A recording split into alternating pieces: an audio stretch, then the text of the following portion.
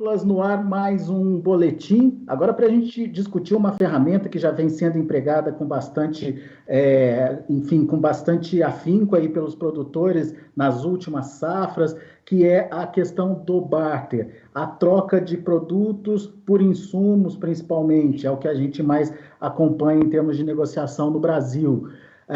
Afinal de contas, como o barter se posiciona diante de uma nova realidade?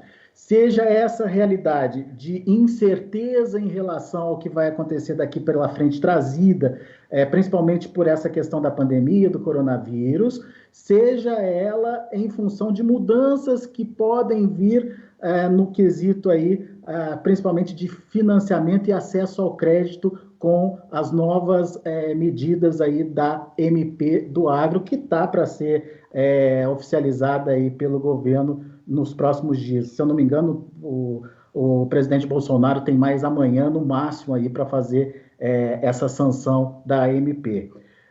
Bom, para nos ajudar nesse entendimento, a gente convidou o Carlos Eduardo Brandulis, ele é gerente nacional de operações de barter da Bayer, e vai nos ajudar a entender que momento é esse para essa ferramenta em especial, o barter. Seja bem-vindo, viu, Carlos Eduardo? Obrigado pela participação conosco aqui no Notícias Agrícolas. Enfim, eu imagino que todos os produtores já conheçam, né, já tenham em algum momento, de alguma forma, utilizado o barter nas suas transações, mas vamos começar conceituando o barter, só para a gente dar força aí para a conversa que vem na sequência. Seja bem-vindo, meu caro. Claro, obrigado pelo convite. Bem, o barter ele é uma ferramenta, uma modalidade de venda, né? Onde o produtor ele tem a opção de trocar, né, a sua produção pelos insumos, né, que ele está usando, que ele vai usar na safra dele. Então, uma operação futura, né? Então, de partida, ele já tem condições de precificar, de saber quanto ele vai investir, né, em quantidade de soja, de milho, de algodão, para fazer a compra de insumos da próxima safra. O importante dentro do barter é que ele tem um terceiro participante, né? Você tem o produtor, você tem a indústria, né, no caso a indústria de defensivos, né, da Bayer, e a Bayer vai acionar uma indústria local, uma trading, justamente para fazer essa ponte, fazer essa interligação e fazer a melhor oferta possível para o produtor, né? Então, conceitualmente, em linhas gerais, o barter é isso. E desse desenho básico, tem uma série de variáveis que a gente pode incrementar dependendo do tipo de operação. Muito bem. Hoje, qual é a participação do barter nas negociações de financiamento, principalmente? Olha, é uma participação bem expressiva, né? Eu diria que dentro da indústria de defensivos a gente tem entre 20% a 25% dos negócios rodando em barter. Então, ela é uma ferramenta muito forte, principalmente no algodão e na soja. E é interessante você ver que essa é uma ferramenta que tem se expandido para outras frentes. Você tem, né, a indústria de maquinário também atuando forte no barter, e até a indústria, né, a comercialização de veículos leves, você já vê iniciativas no mesmo sentido. Então, é interessante você ver que essa ferramenta ela tem se diversificado bastante, né? Da perspectiva do produtor, saber o quanto ele vai entregar de produto para adquirir um determinado volume de insumos, dá uma certa tranquilidade, sem ele precisar ficar acionando mecanismos de proteção, enfim, de correção aí para os seus negócios. Isso é fato? Isso, de fato, na prática acontece? Eu vejo que isso acontece muito na prática e é onde o barter ele tem trazido cada vez mais valor. O barter ele é uma ferramenta de crédito, né? Ele originou-se dessa forma, mas a gente percebe também que a questão de crédito ela continua sendo importante, mas a discussão de uma operação de barter e todo o serviço agregado que ela traz hoje, ela é fundamental hoje para o produtor que tem um custo fixo bastante elevado na sua produção, né? É por isso que a gente olha, a gente vê bastante operações em algodão acontecendo, em soja, porque é importantíssimo para o produtor ele já sair, né? Ele já ter o ponto de partida dele claramente definido em termos de custos, ele pode ficar enfim, mais focado na produção e outras frentes. A gente tem, enfim, um mercado hoje, né, tecnológico gigantesco que já chegou ao produtor, então ele tem tecnologia para pesquisar. A gente tem, né, o produto, né, que é o FieldView, onde ele tem uma possibilidade infinita, né, de acompanhar a lavoura dele em tempo real. Então, eu vejo como importantíssimo o barter hoje como viabilizador, né, do custo da produção do produtor, entregando também outras ferramentas, os serviços que a gente pode agregar e deixando ele mais livre, mais focado na produção. Acho que esse é um pilar muito importante que o barter traz hoje, né? Desculpa, pode terminar. Dá um exemplo para mim dessa agregação de valor. Como é que isso acontece? Qual é a dinâmica disso na prática? Eu acho que um exemplo bacana que eu posso trazer, Alexander, é a nossa última rodada para o barter de algodão, né? E para a soja também, mas isso foi mais forte no algodão. A discussão não ficou só pautada em paridade, né? Quantas arrobas de algodão eram necessárias para comprar o portfólio. A gente foi um pouco além. Como o nível de preço de Nova York, no entendimento do agricultor, ele não era tão atrativo, como é que a gente podia agregar ferramentas onde ele podia participar de um mercado, de uma posição de alta, por exemplo, desse mercado? Então, a gente estruturou uma série de incentivos financeiros, né, alguns gatilhos, onde o produtor, além de fazer a fixação da paridade conosco, ele também ficou livre para participar de eventuais altas desse mercado. Então, foi um produto que deu muito sucesso nessa última safra, né? Estou falando da safra 20. Então, a gente viu muito produtor acionando esse mecanismo e conseguindo trazer mais rentabilidade para o negócio dele, né? Esse é um modelo importante que a gente tem no algodão. A gente também expandiu isso para a soja, funcionou super bem. E a gente tem outras frentes que eu poderia dar como exemplo. O café também. A gente faz negociações para 3 safras em barter. Então, é interessantíssimo para o produtor ele já ter de antemão a safra dele até a safra 22, 23, com custo já de defensivos negociado. Ele já sabe exatamente quanto ele vai gastar, ainda mais por ser uma cultura perene, né, o café. Acho que isso traz uma vantagem muito grande. Voltando para o seu primeiro exemplo, essa era uma limitação do barter, né? Quando você fechava o negócio, você amarrava aí num determinado preço a um determinado volume de produto. Ou seja, você está me dizendo que o produtor, mesmo amarrando essa operação, ele pode participar de um eventual mecanismo um eventual movimento de alta dos preços da commodity no final das contas? Sim, é possível a gente construir o barter dessa forma e é como a gente vem atuando bastante no algodão e na soja. Então a gente tem essa possibilidade e, mais uma vez, é aqui que a gente entrega um serviço de valor muito importante para o agricultor. A gente sabe que muitas vezes ele não tem como acessar um serviço desse de uma forma tão simples. Então, atrelando isso a uma operação de barter, ele consegue, enfim, ao mesmo tempo direcionar um problema que ele tem, né, que fato, ele quer participar, né? Ele quer sempre ter o melhor mercado, né? A melhor precificação possível. E a gente consegue entregar o melhor das duas ferramentas, né? A fixação através do barter e uma eventual participação de alta. E pelo que eu acompanhei, são basicamente 2 modalidades, a venda física e a venda financeira. Qual que é a diferença delas, Carlos Eduardo? Basicamente, a física é onde ocorre, de fato, a entrega, né, física da commodity, né, do grão, e a financeira é quando você alinka o pagamento daquela negociação a um indexador. Então, você, por exemplo, faz a indexação através do preço do café em Nova York ou preço do café em BMF. Você consegue fazer essa indexação, ele vai pagar pela diferença de mercado. O que tá acontecendo hoje, Alexander, é que tudo isso está sendo negociado de uma forma única agora, né? Como o exemplo que eu te trouxe antes. De certa forma, eu fiz uma negociação física no algodão e coloquei um incentivo financeiro, um gatilho financeiro nessa operação. Então, o que a gente vem buscando é cada vez mais essa negociação integrada, né? Mas nós temos, sim, essas 2 modalidades disponíveis.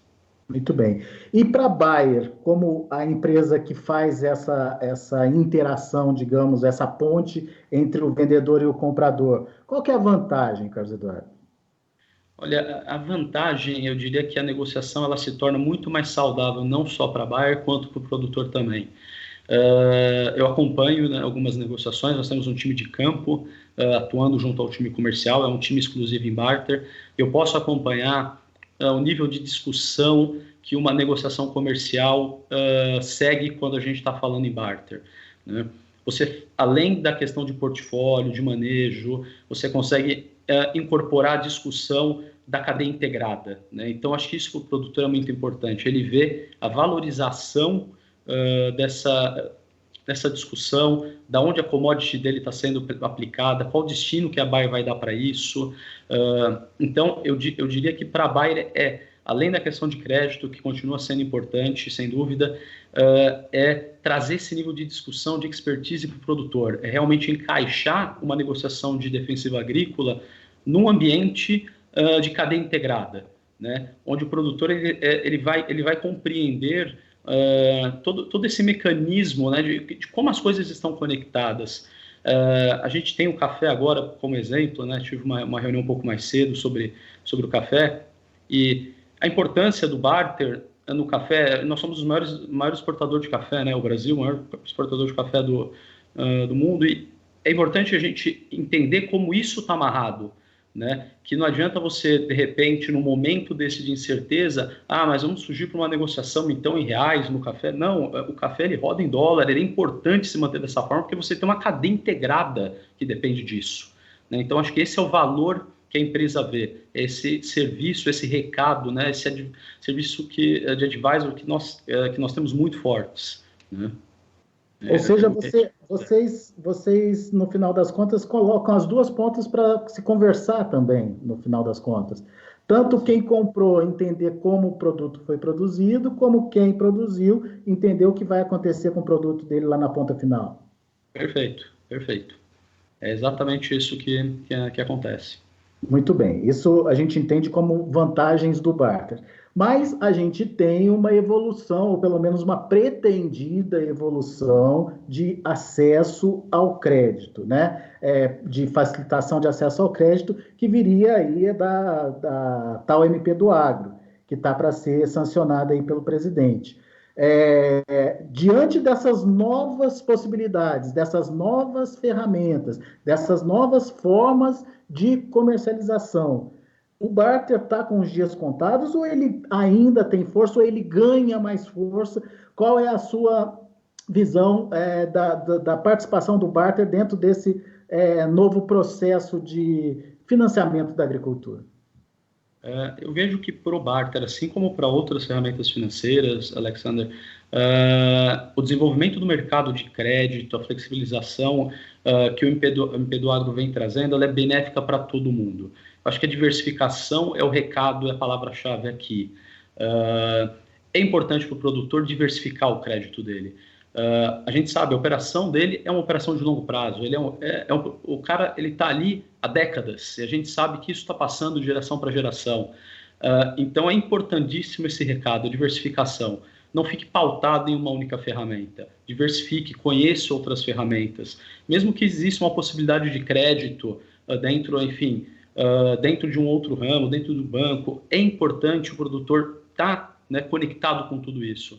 Porque eu vou dizer que o barter, assim como outras ferramentas financeiras, não é algo que você pluga da noite para o dia, né? É necessário entendimento, você tem uma questão de documentação que é relevante, que a gente vem avançando bastante na digitalização dessa documentação, né? O mercado vem avançando bastante nisso para realmente simplificar mais a operação, mas o foco aqui é diversificação. Não deixem, né, de usar uma ferramenta de barter, porque em determinado momento pode existir uma solução de crédito mais fácil. Eu acho que o caminho que o produtor não pode seguir, e nem a indústria como um todo, é deixar isso acontecer, né? Assim como o produtor está conectado, né, com o manejo dele, com inovações tecnológicas, ele também precisa ficar conectado com essa questão creditícia. Ele não pode abandonar isso, né? Esse é o recado que eu gosto de passar. Aquele conceito de não deixar todos os ovos numa mesma cesta, né? Eu acho que isso é bem pertinente para... E eu imagino que a MP do Agro, me corrija se eu estiver errado, Carlos Eduardo, mas ela vai trazer novas oportunidades de evolução, inclusive das negociações via barter, né? Você disse, hoje é possível fazer essas transações além do barter junto ao produtor, e com novas ferramentas as transações podem ser ampliadas, ou estou enganado?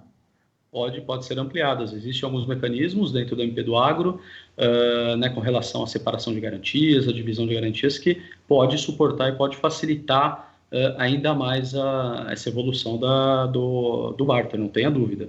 Eu acho que o MP do Agro, desculpa, ele vem também para aumentar essa oferta, aumentar essa diversificação, inclusive no quesito de garantias. Realmente é muito importante. Né? Como você disse, a gente tem, né, a MP ainda para ser sancionada, ainda tem alguns detalhes, e nós estamos ansiosos realmente para ver como isso vai a prática. Isso. A prática é que vai nos trazer aí o melhor cenário. É isso aí. Meu caro, só umas considerações pontuais em relação ao barter, principalmente nesse momento de pandemia. O barter precisa daquele registro em cartório, enfim, tem uma certa burocraciazinha a se seguir. Estão acontecendo normalmente? Como é que está essa situação? Está se resolvendo, pelo menos quem precisa agora tomar alguma decisão de compra, está conseguindo avançar? Sim, tem conseguido avançar. Eu diria que isso não é um limitador nesse momento. Casos pontuais a gente vem tratando, mas de fato eu não tenho nenhuma restrição mais crítica. Até porque as negociações agora, né, elas têm se intensificado e a questão de garantias ela evolui agora nos próximos 3, 4 meses. Mas, embora os cartórios estejam, né, fechados para o público, existe sim diversos canais que a gente consegue buscar e tentar viabilizar documentação. Eu diria que nesse momento a gente não precisa se preocupar com isso, né? Claro que é algo que a gente vem monitorando, e aí as ferramentas digitais elas estão aí para isso, para ajudar a gente nesses momentos, né? A gente tem que acelerar essa implementação. Legal. Bom, deixo o espaço para você, então, trazer um pouquinho da sua experiência, né, para quem está ouvindo a gente, enfim, e mostrar, enfim, o que o barter tem de tão especial aí e por que ele precisa ser adotado. Fica o espaço para você aí dar a sua opinião. Legal. Como eu tinha pontuado, Alexander, a questão da diversificação ela é extremamente importante e conhecer os serviços do barter. A gente sabe que existe sim muito estigma sobre mas entregar a produção mediante, né, entrega de químicos, essa produção ela, enfim, está muito conectada ao produtor. Ouçam o que a Bayer, né, o que a indústria tem a oferecer em termos de barter. Eu acho que muito produtor vai se surpreender com a gama de produtos que vem sendo agregada dentro dessa ferramenta, e não é mais só uma discussão de crédito, permanece importante, mas a gente tem outras ferramentas e a discussão sobre barter ela é muito saudável, né? Como eu disse, nós temos um time específico, né, especializado em campo, né, exclusivo para barter, que pode nos ajudar, né, em todas essas negociações, a tirar dúvidas. É um time que está 100% à disposição. Basta procurar aí o representante de vendas da Bayer, que ele consegue direcionar quem é o melhor consultor para atendê-lo. Inclusive, no quesito aprimoramento das tecnologias que ele usa no campo dele, né? Sem dúvida. Uma consulta, uma troca de informação, enfim, uma pesquisa nova. Tudo isso pode ser discutido nesse momento, né, Carlos Eduardo? Sem dúvida, sem dúvida. Muito bem. Meu caro, obrigado, viu, pela sua participação aqui com a gente no Notícias Agrícolas. A gente conversou com o Carlos Eduardo Brandulis, gerente nacional de operações de barter da Bayer. Obrigado e volte sempre. Obrigado. Agradeço o convite. Boa tarde. Boa tarde para você. Tá, então, informações e cenários possíveis aí para as negociações com o barter. Barter, por essa entrevista que a gente fez agora com o Carlos Eduardo, deixou de ser aquela ferramenta de escambo propriamente dita para ser uma ferramenta de agregação de valor. Claro, diante das novas possibilidades de comercialização, de novas ferramentas de acesso ao crédito, enfim, você, produtor, tem que considerar o que é melhor para você, mas lembrando a dica aí do Carlos Eduardo, a diversificação continua sendo uma tomada de decisão importante para evitar que tudo se concentre num lugar só ou numa operação só, e caso essa operação venha a ter problemas, você tem aí um grande prejuízo nas costas. Então, evite essa situação e leve em conta a possibilidade de diversificar as operações, tanto de aquisição de insumos, como de comercialização, enfim, inclusive incluindo aí a possibilidade do barter. Daqui a pouco a gente volta com outras informações e mais destaques para você. Continue com a gente.